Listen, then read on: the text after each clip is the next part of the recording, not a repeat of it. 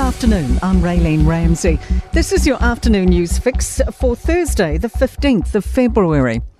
27 fire trucks, 14 helicopters and 2 planes are still fighting an uncontained blaze on Christchurch's Port Hills.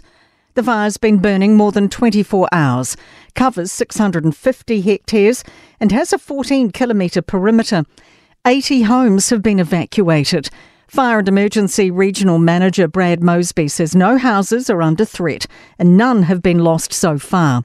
He's acknowledged this is tough on the community. We have set up community hub trailers at the scene for them to get that information that they are looking for in regards to how the fire is going and when they are likely to be able to move back in.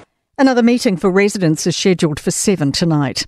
Herald photographer George Hurd has been up in a helicopter and says it looks like sheds and radio towers have been destroyed. There's a lot of black charred damage across the landscape. There are a lot of trees that have been burning and that have, burnt down and whatnot. It's going to be a big clean-up stage for them. Civil Defence's Richard Ball says although the smoke has diminished, people still can't relax. Please don't take that as a sign that it's over. It's still very uncertain. We've got wind changes. We're not sure how it's going to behave, so there's no room for complacency. The Prime Minister has issued New Zealand's strongest statement yet on the conflict in Gaza, urging Israel's government not to advance into Rafah. Chris Luxon's made the joint statement with his Australian and Canadian counterparts.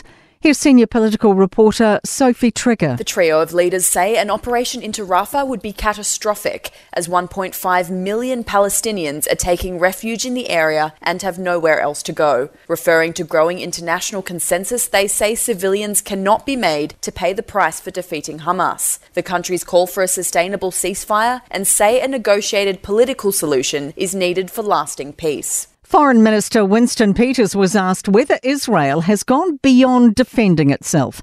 He says the inhumanity is out of all proportion. And whether it's justified or not, the reality is we can't justify this. That's the view of the mass majority of countries in the world now. The Auditor General is drawing attention to the plight of young people in our fragmented mental health system.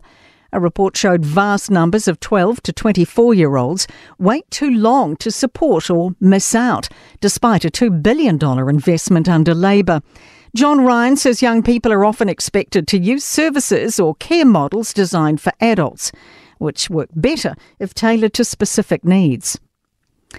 In sport, Dame Nolene Taurua wants to retain the Silver Ferns coaching job, but she'll have to compete for it. Netball New Zealand will launch an open recruitment process to determine the best candidate for the role. Captain Brad Shields is likely to miss the Hurricanes' first round Super Rugby Pacific clash against the Force due to a foot injury. And Blues loose forward Akere Ioane is out for at least round 1 due to his calf injury.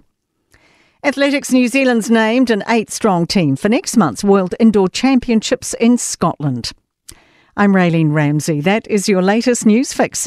We'll be back with the next update tomorrow morning from the Newstalk ZB newsroom.